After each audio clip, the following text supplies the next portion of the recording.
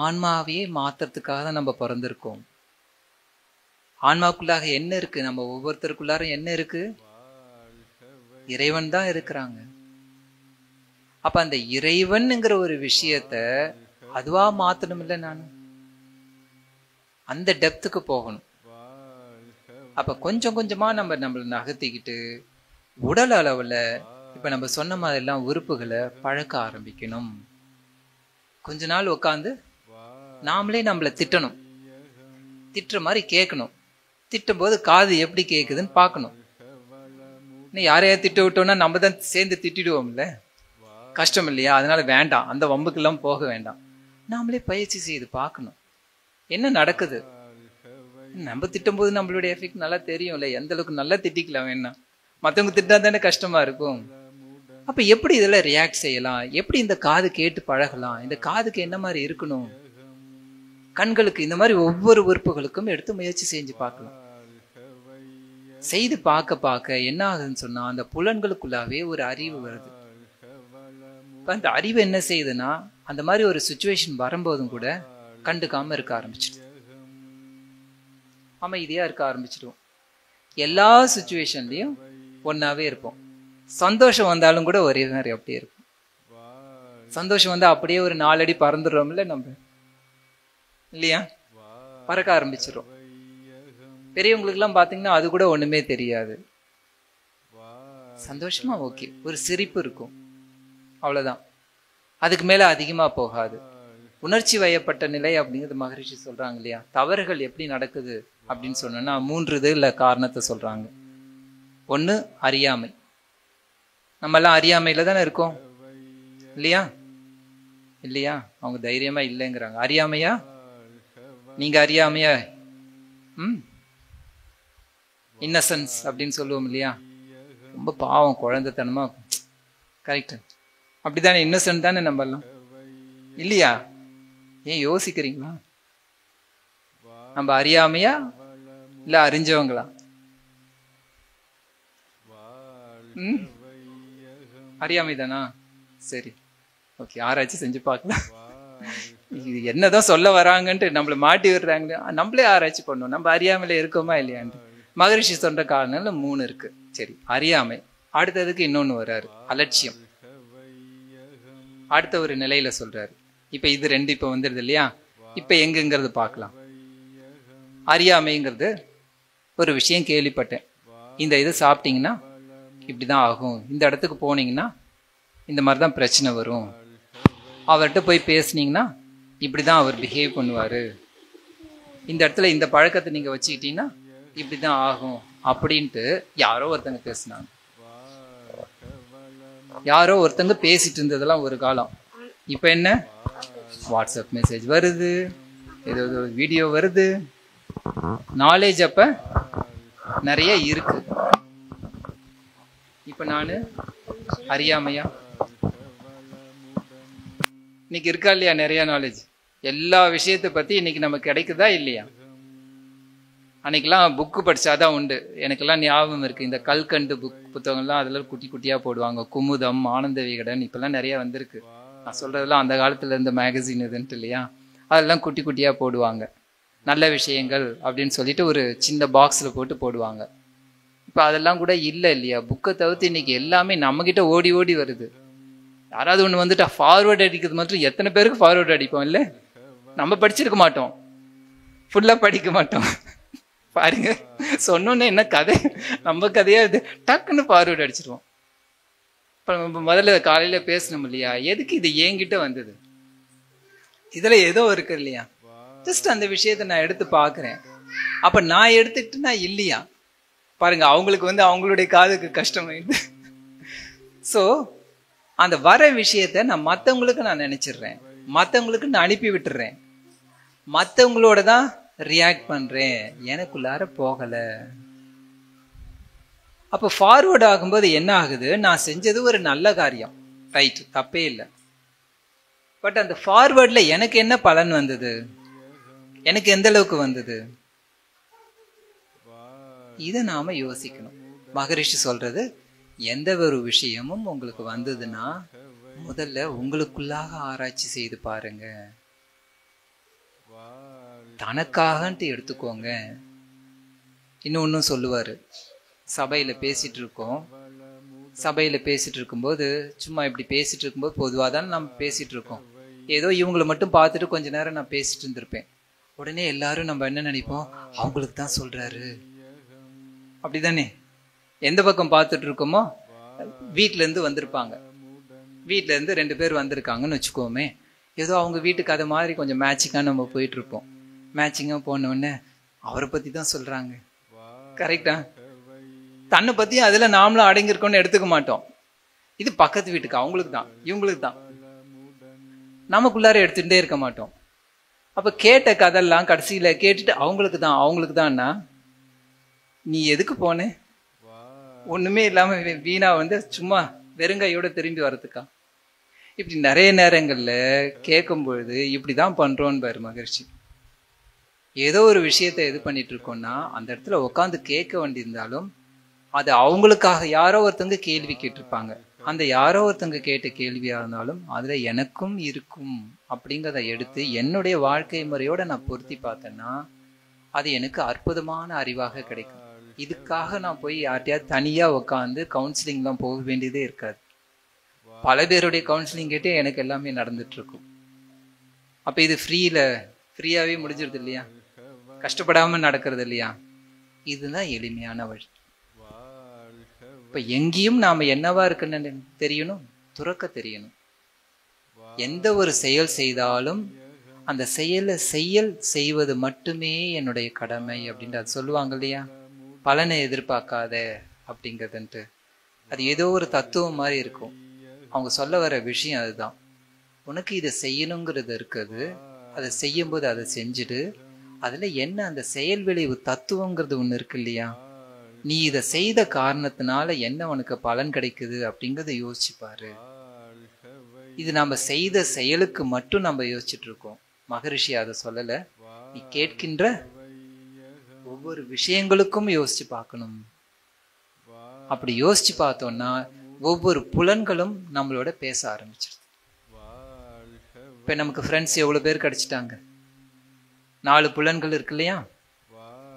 4 புலன்களும் 4 புலன்கள் பேசுமா? 5வது புலன் பேசாதா? 4 இருக்கா 5 இருக்கா? ஓகே, 5 புலன்கள் இருக்கு இல்லையா? ஸோ 5 புலன்களும் எனக்கு என்னவா இருக்கும்?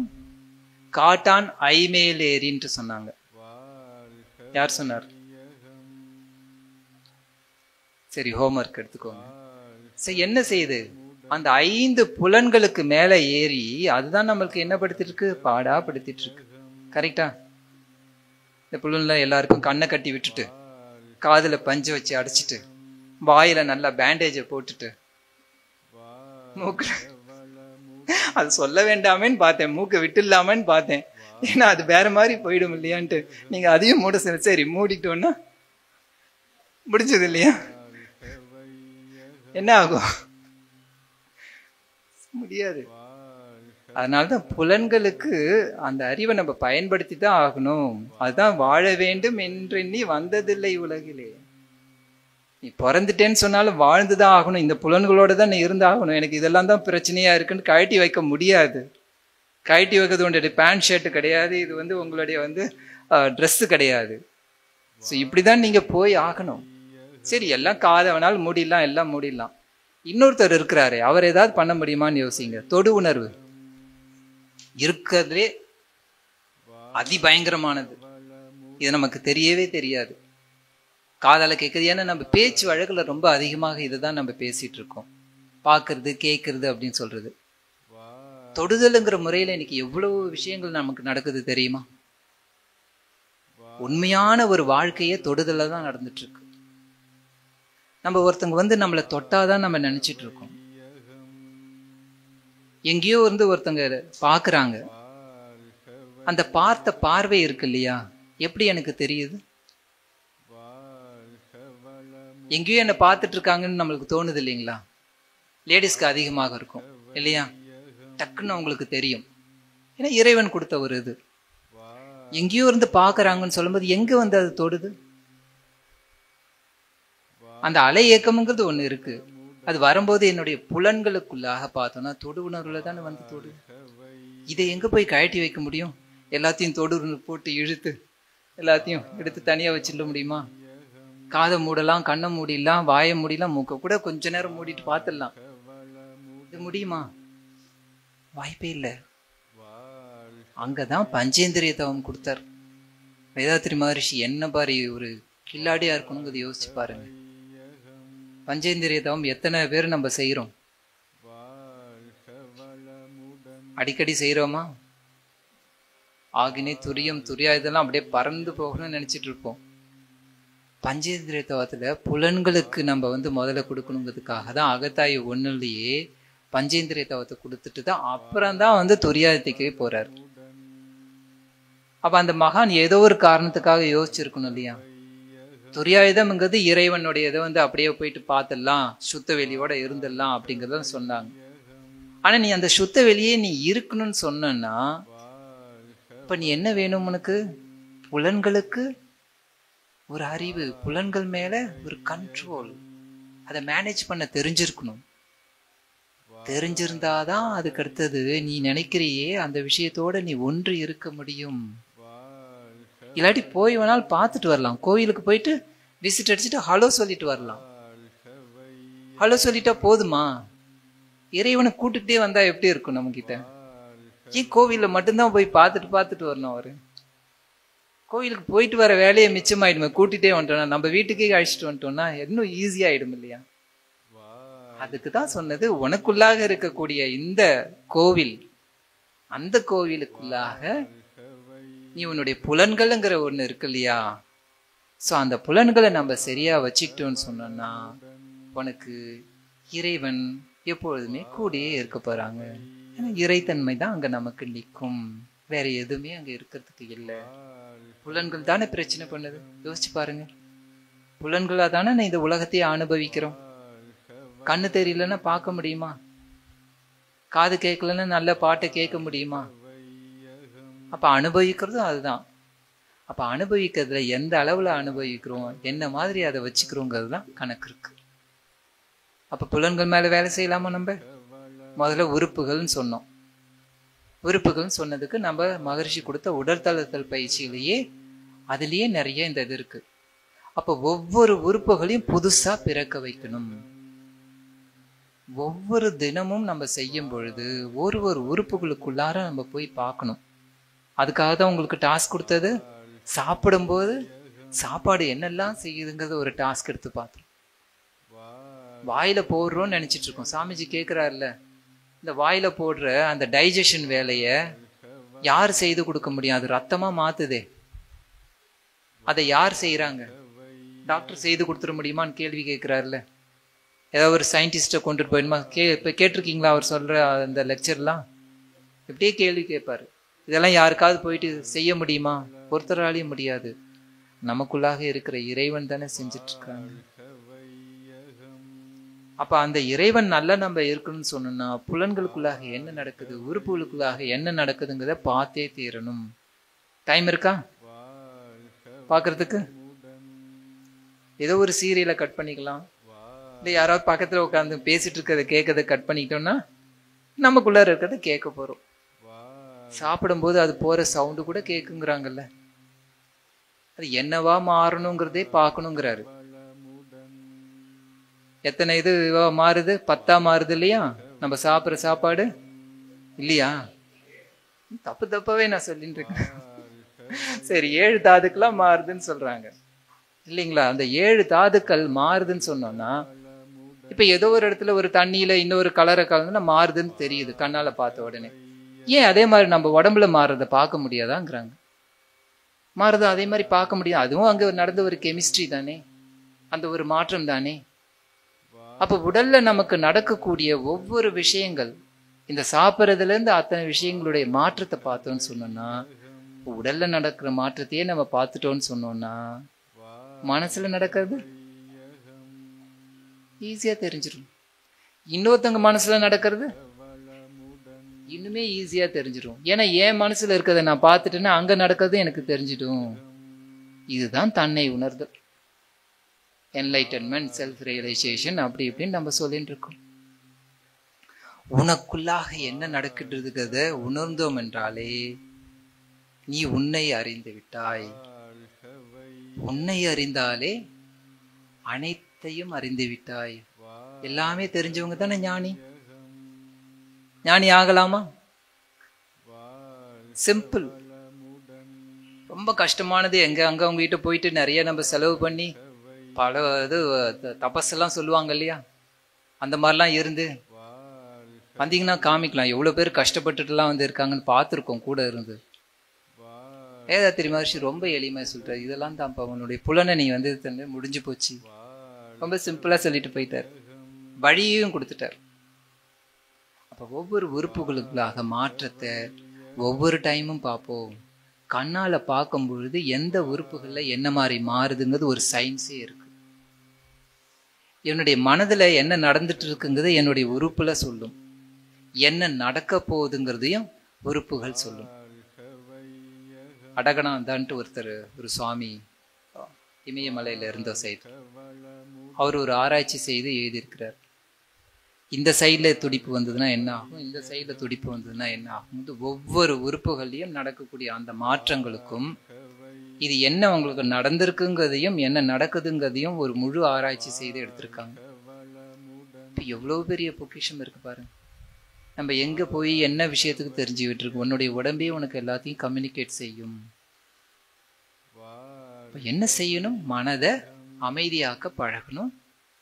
அந்த அமைதியிலேயே இருக்க பழகணும். அந்த அமைதியிலேயே இருந்து கவனிக்க பழகணும். அமைதியாலாம் இருக்கும். நம்மளாம் அமைதியான ஆள் தானே, ரொம்ப அமைதியா தானே கேட்டுட்டு இருக்கீங்க. ஒரு வார்த்தை பேசாம கேட்டுட்டு இருக்கீங்கல்ல, கரெக்ட் தானே? கவனிக்கவும் பழகி பயிற்சி செய்யவும் பழகணும். அது எப்படி நம்ம பயிற்சி செய்யணும்? ஆழமாக ஆராய்ச்சி செய்து என்ன நடக்குதுங்கிறதுல ஆராய்ச்சி செய்து செய்து தினமும் பார்க்கணும். தினமும் நம்ம பார்க்க பார்க்க தான் அது கிடைக்கும். ஜஸ்ட் ஒரே நாள்ல கிடைச்சிடும் நம்ம நினைக்கவே வேண்டாம். புரியாது. ஏன்னா இதை யாருமே எந்த ஸ்கூல்ல சொல்லி கொடுத்துருக்காங்க சொல்லுங்க? உங்க சிலபஸ்ல இருக்கா? ஏதாவது உங்க கண்ணு என்ன பண்ணுன்னு கத்து கொடுத்தாங்களா உங்களுக்கு? அவர் பாருங்க டப்புன்னு கேட்ட உடனே ஓகே, ஒன்னும் கத்து கொடுக்கல. இல்ல நம்ம காலேஜ்ல கத்து கொடுத்துருக்காங்களா? இது வரைக்கும் பார்த்தத கண்ணுல என்னெல்லாம் வேலை செய்யுன்னு கத்து கொடுத்தாங்க. கண்ணுல உள்ள அதுக்கு போனோம்னா நியூரோ சயின்ஸ்ன்ட்டு இன்னொரு போய் படிக்கணும். அது போய் படிச்சாதான் அதுக்கும் இதுக்கும் உங்க நரம்பு மண்டலத்துல இருந்து போய் உங்களுடைய பிரெயின் செல்ஸ் எல்லாம் இப்படி ஆகுதுன்னு ஒரு பெருசா, அதுக்குள்ளார எனக்கு வயசே ஆயிடும் இல்லையா? அது ஒரு பெரிய படிப்பா இருக்கு. வேதாத்திரி மகரிஷி எந்த இடத்துல போயிட்டு எந்த காலேஜுக்கு கூட்டு போய் கொடுத்தாரு? உங்களுக்குள்ளார இருக்கிறதே இதுலதான் அப்படிங்கிறத கொடுத்துட்டார். ஸோ நம்ம அந்த ஆழ்ந்த நிலையில போய் அதுக்குள்ளாக போய் நின்று பார்த்து ஒவ்வொரு உறுப்புகளையும் நம்ம பார்த்து நம்மளுடைய மனசையும் தொடணும்.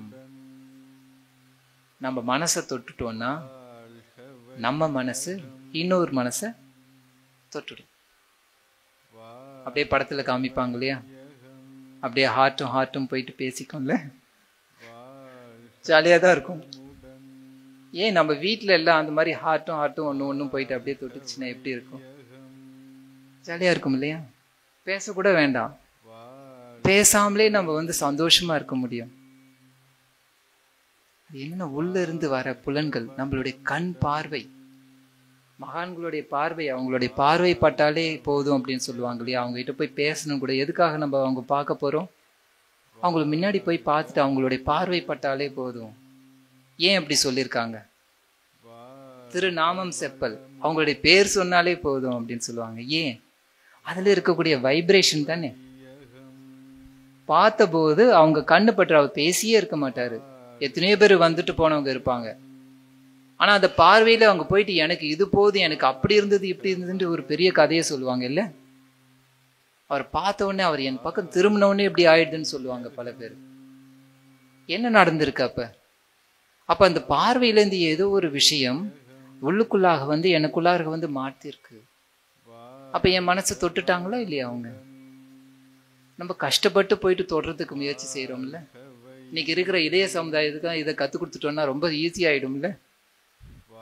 எவ்வளவு கஷ்டப்பட்டு என்னென்னமோன்ட்டு ஓடிட்டு இருக்கிறதுன்னு இருக்கு. அதனால தானே தவறுகள் இருக்கு. நான் நினைச்சது ஒத்துக்கல, நான் நினைச்சது கிடைக்கல, எவ்வளவு பெரிய தவறுகள் சமுதாயத்துக்கு போகுது பாருங்க.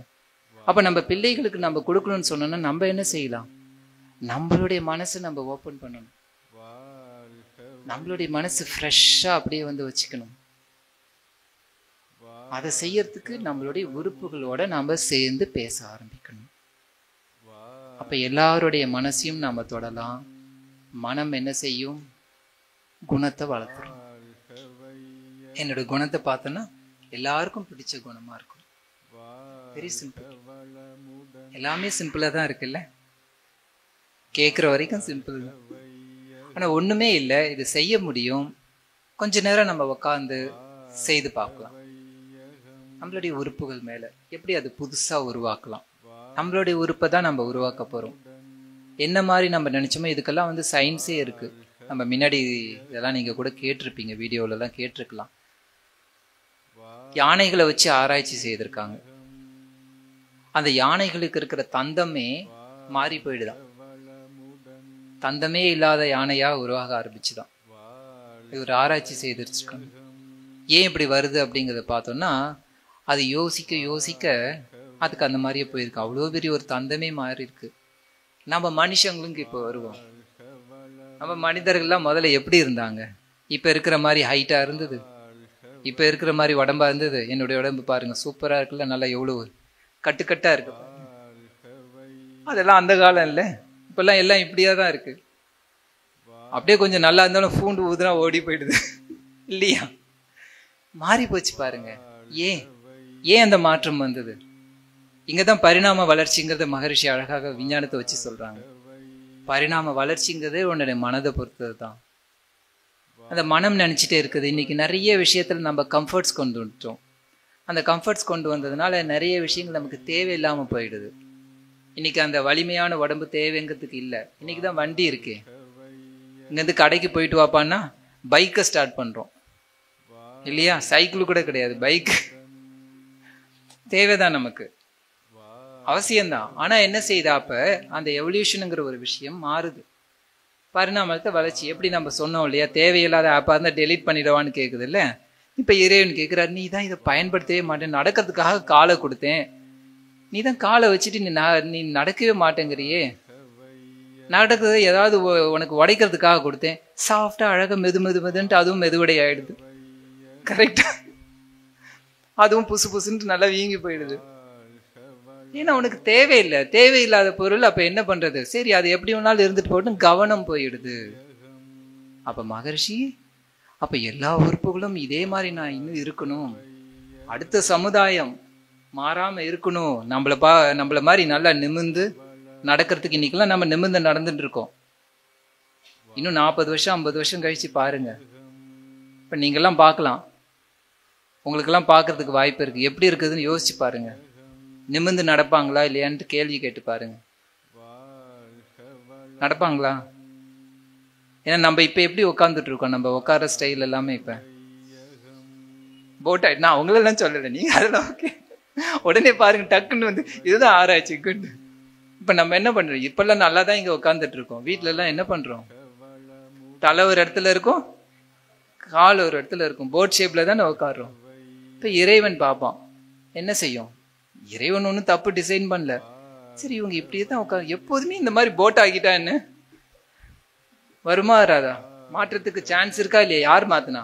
அப்புறம் அந்த இறைவனை சொல்லுவான், ஏய் இறைவா, நீ ரொம்ப கொடுமையான ஆள்டா நீ அப்படின்ட்டு அவரை பிடிச்சிட்டு, அவரா டிசைன் பண்ணது யாரு? நீ இந்த மாதிரி வச்சுக்கிறேன்ட்டு சொன்னேன், நான் அதுக்கே தகுந்த மாதிரி விட்டுட்டேன். நான் என்ன பண்றது? நீ ஒரு ஆள் மட்டுமா நினைச்சீங்க? ஒட்டுமொத்தமா எல்லாருமே அப்படிதான் இருக்கீங்கன்னா எனக்கு வேற வழியில அடுத்த டிசைன் நான் போடும்போது எனக்கு என்ன, இதை பார்த்து பார்த்து பழகி போச்சு. பழகின உடனே இந்த டிசைன், இதே மாதிரி டிசைன்ல காப்பி அடிப்பான்ட்டு சொல்லிட்டேன், தெரியாதனமா சொல்லிட்டேன். அந்த டிசைன்னா அது பாட்டு மல்டிபிள் காப்பி அடிச்சிடும். இப்ப இருக்கிறதுல ரொம்ப ஃபாஸ்ட் மெஷின் இல்லையா?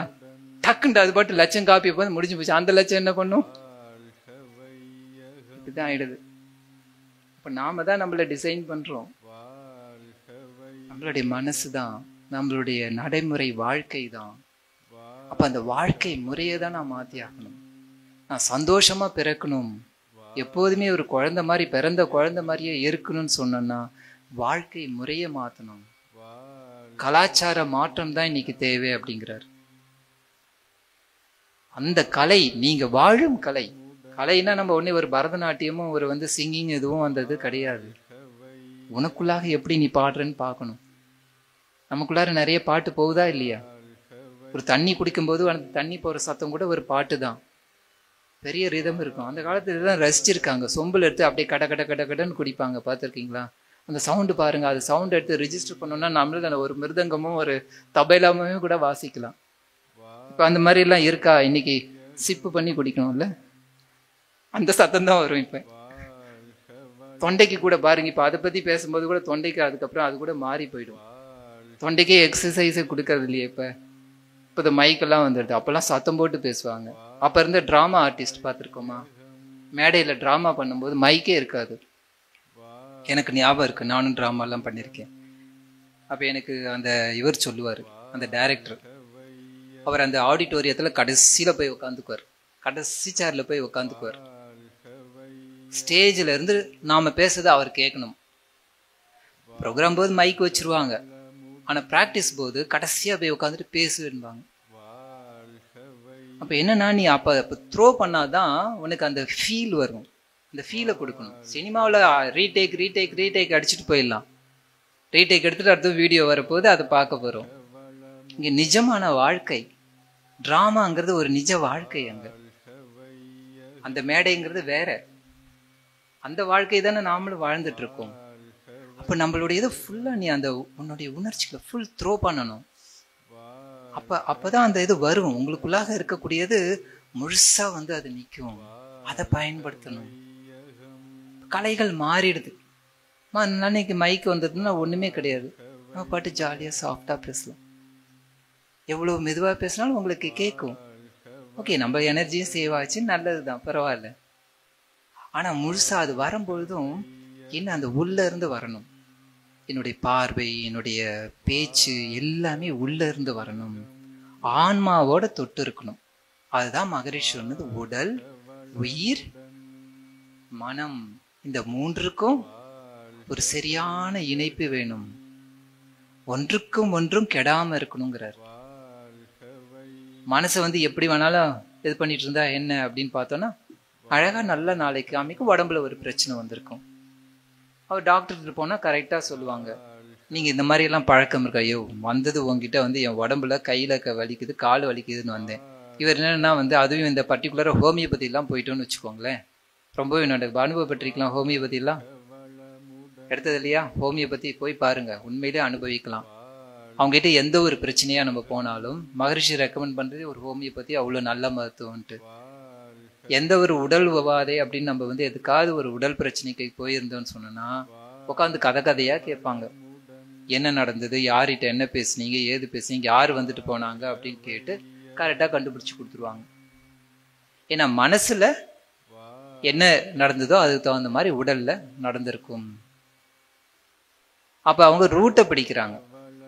இன்னைக்கு பெயின் கில்லரை கொடுத்தா சரியாயிடும், ஆனால் திருப்பியும் அப்படித்தானே ஆயிட்டு இருக்கு. மனவளக்கலை அது கிடையாது. மனவளக்கலை என்ன செய்யுது? உள்ள போய் பார்க்க சொல்லுது. உள்ள போய் பார்த்து எடுத்துடுங்க, அதுக்கப்புறம் அந்த மாதிரி வரவே வராது. அப்படியே வந்தாலும் உங்க முன்னாடி வழி இருக்குது. ஸோ எப்படி அந்த இடத்த தப்பிச்சு போறது, எப்படி அதை சரிப்படுத்திக்கிறதுன்னு உங்களுக்கு தெரியும். ஸோ அந்த அளவுக்கு நாம ஒரு ஆழமான பயிற்சியை செய்து பழகணும். மனசுக்குள்ளாக ஆழமாக போகும். மனசுல நடக்கிற ஒவ்வொரு விஷயங்களையும் கவனிக்க பழகணும். பழக முடியுமா? வாய்ப்பு இருக்கா? அப்ப என்ன செய்யலாம்? ஒரு குட்டி பிராக்டிஸ் செய்யலாம். இப்ப நிறைய வழிகளை சொல்லியாச்சு, ஆன்மா வரைக்கும் வந்தாச்சு.